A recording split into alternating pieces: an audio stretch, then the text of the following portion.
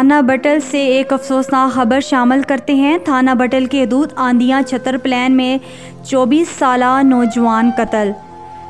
मकतूल शम्स खान वल तारा खान सकना शारकोल के वर्सा के मुताबिक मकतूल को सहरी के वक्त किसी ने मोबाइल पर कॉल करके घर से बाहर बुलाया और घर से कुछ दूर मकतूल को सीने पर फायर मारकर कत्ल कर दिया।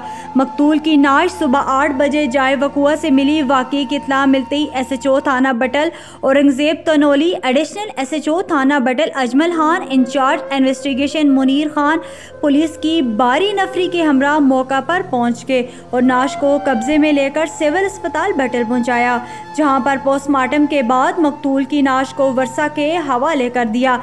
बटल पुलिस ने मकतूल नौजवान शम्स के वालिद तारा खान की मदईयत में बिलाल, उमैर, हमजा समेत 4 मुल्ज़िमान के खिलाफ मुकदमा दर्ज करके 2 मुल्ज़िमान को गिरफ्तार कर लिया, जबकि दीगर 2 मुल्ज़िमान की तलाश में छापे मारे जा रहे हैं।